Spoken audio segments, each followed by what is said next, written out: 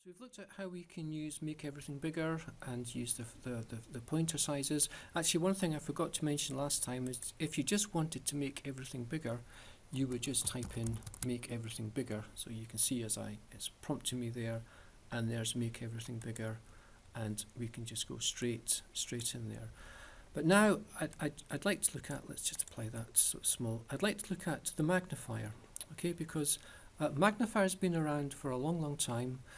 It's always sort of suffered from problems like, let's just click onto it just now, from things like font smoothing, which you mentioned, and it does have an option there to smooth edges, so it's not particularly brilliant. There's also another one where you can invert colours as well, and once we switch it on, those colours will be inverted.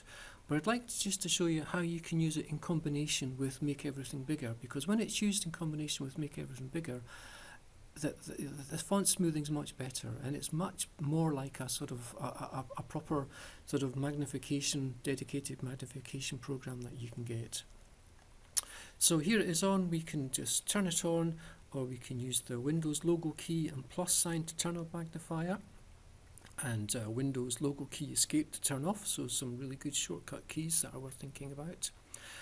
You can change the zoom levels and the increments of the zoom levels as well. So as you just mentioned down there, if you press Windows key and plus, you can zoom in, and Windows key and minus to zoom out, and it will magnify by those increments of 25%, or if you need something bigger, 50%. So let's just keep it 25 for just now.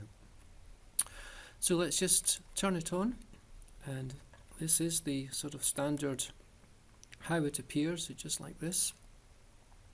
And let's just minimize that down, and let's just click on the zoom in to zoom in, or let's just press Control and plus, and we can zoom there. You can see the problem there it's suffering just now is it just doesn't look good. You know, you've got these sort of really the edges of the fonts don't look smooth at all. But let's say we were to combine that. Let's just take the magnification down to, let's take it back up to 125. What we want to do is just add make everything bigger.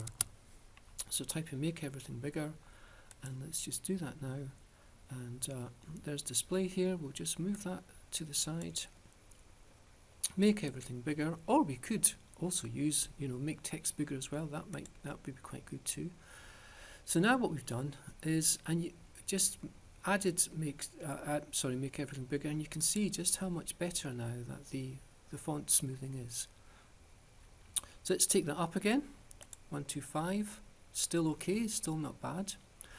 So let's see if we were to change that then. Let's zoom out from 125, and let's go back into make everything bigger. It's just here.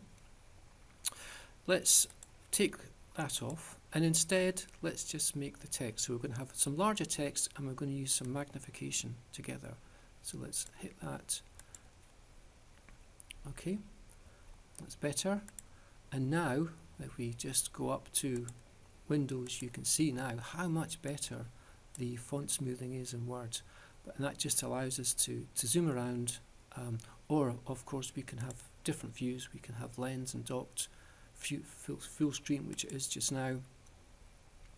And we could obviously change the size of that, or change the magnification just from the arrows. So there's loads of options. Let's just go back to full screen. Take that back up there. It's quite high, but you can see this quite clearly. Smooth edges. Let's invert color, or Control Alt, and I think it's L to invert colors, and that inverts the colors as well as changing the magnifier view. Again, lots of great keyboard shortcuts to learn to make things easier. And you can, sort of choose whether you wanted to follow the cursor, follow the keyboard focus. All these things are really important, I think, to have, to have ticked, but it will depend on the learner. So let's say we've got keyboard focus, so that means that wherever the keyboard focus is, let's just type into Word now.